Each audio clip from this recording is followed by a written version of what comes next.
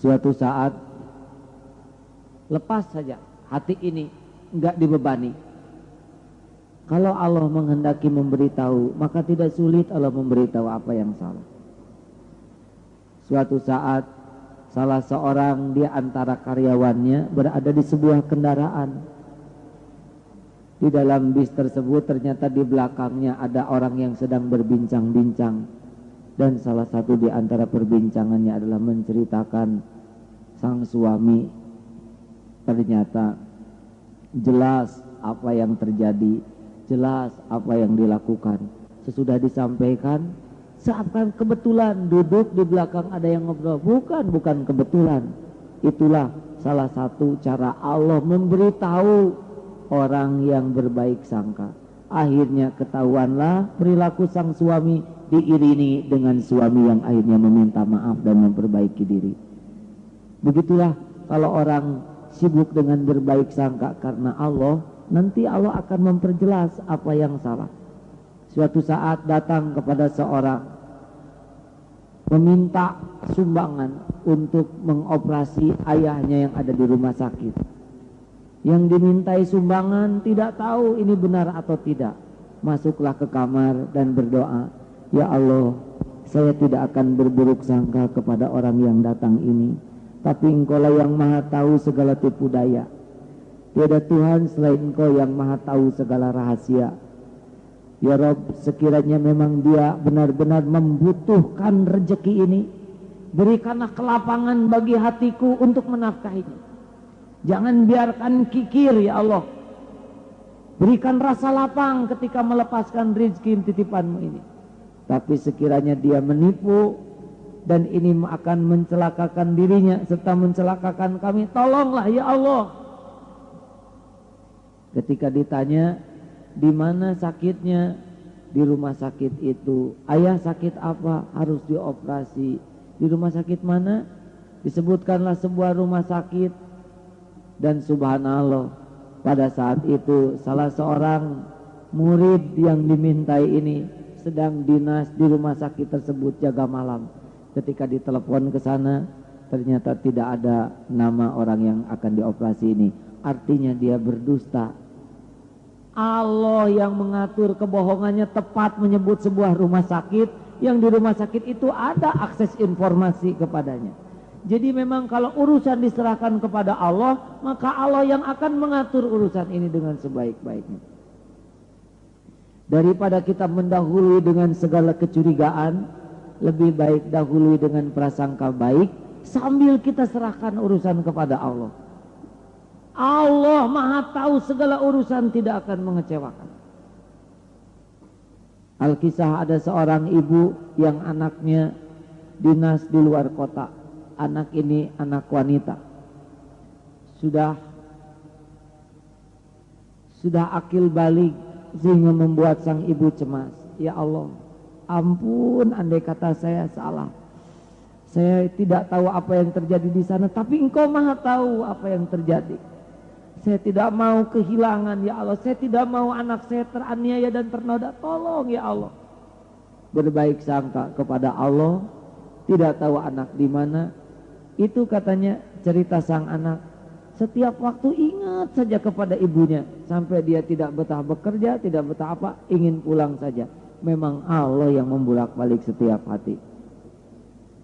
Nah, keuntungan berbaik sangka kepada Allah, berbaik sangka kepada orang yang beriman, insya Allah, Allah akan mengatur urusan-urusannya menjadi lebih baik, lebih mudah.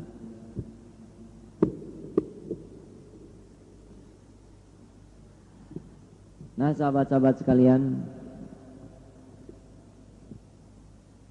kalau andai kata tetangga mengadakan hajatan, kemudian undangannya tidak sampai kepada kita, jangan kotori hati dengan buruk sangka. Wah, tetangga tidak mengundang. Wah, jangan-jangan dia benci.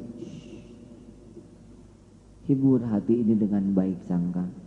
Siapa tahu sudah menganggap saudara sendiri sehingga tidak perlu memberikan kartu undangan, atau siapa tahu undangannya sudah disampaikan hanya mungkin dipakai mainan oleh anak-anak, buatlah hati kita selalu sehat kepada orang lain.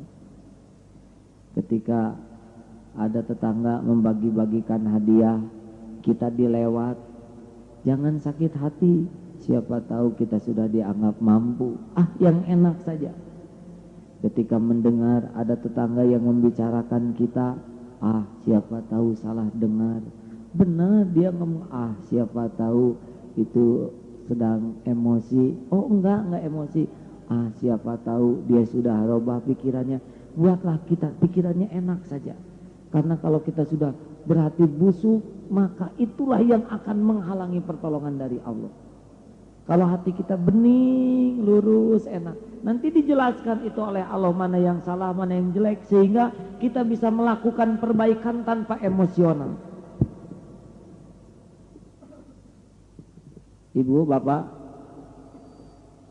berbahagialah jikalau kita termasuk orang yang berhasil mengatasi sifat suudzon kita, buruk sangka. Kalau harus rapat jam 8, tiba-tiba dia jam 8:15 belum datang, jangan kotori hati.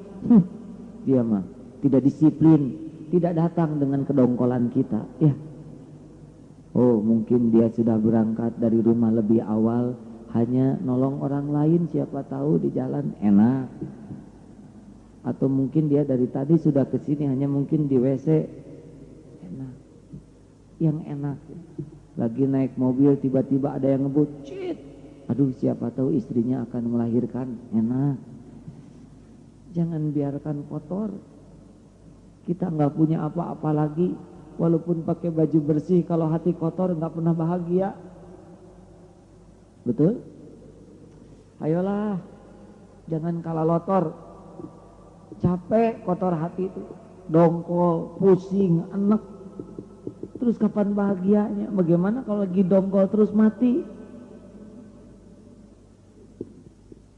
Ibu, bapak, bersihkan hati ini dari kedengkian, kebusukan, suudzon.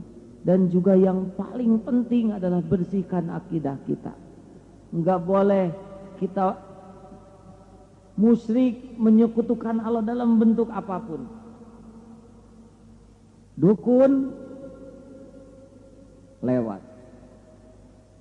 Tidak boleh kita menganggap dukun menjadi salah satu penentu. Apalagi kalau dukun ini klinik, nggak ingat ke Allah. Pergi ke dukun, musyrik itu mati, bisa dihitung mati tidak Islam. Tapi kan dia paranormal. Dia tahu apa yang akan terjadi, cilaka. Mendingan nggak tahu saja. Bagaimana kalau dia meramal bahwa saudara akan terkena musibah, tubuh dicincang dalam tempo 2 tahun, berarti menderitanya dari sekarang.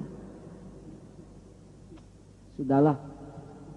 Tapi dia ahli ramal, nggak boleh kita datang ke ramal-ramal. Pasang doa saja. A'udzu bikalimatillahi tammati min syarri ma khalaq. Aku berlindung dengan kalimat Allah yang sempurna dari segala kejahatan makhluk. Sudah, terserahlah. Hari ini mau ditakdirkan apa saja oleh Allah, nggak ada masalah. Yang penting kita siap, niat baik, pakai benteng doa yang dicontohkan, sudah hadapi saja hari. Ya, Allah mau nakdirkan apa saja untuk kita, suka-suka Allah lah. Diri kita kan milik Dia, betul tidak? Yang pasti Allah tidak akan pernah zolim kepada makhluk-makhluknya kalau kita sudah berusaha menaatinya. Jangan mengkultuskan harta, kedudukan, pangkat, jabatan seakan-akan itulah yang menjamin kita. Enggak boleh. Kita punya deposito tidak jadi jaminan. Gampang bagi Allah ngaduk-ngaduk deposito kita. Ya, simpan aja banknya, bank bangkrut, susah keluar. Atau bisa keluar, kita dibikin penyakit atau masalah yang mengakibatkan cadangan uang kita harus membayar. Jangan kultuskan relasi tidak jadi jaminan. Wah, tapi sekarang tuh yang punya relasinya lagi ambruk, ikut stres. Ya. Jangan jadikan andalan kekuatan tubuh, nggak bisa. Kita bina tubuh kita, tapi kita nggak akan tertolong oleh kekuatan diri kita. Walaupun kita jago karate, jago kungfu, dan 5, kita lagi tidur dikencingi kecoa, nggak bisa melawan.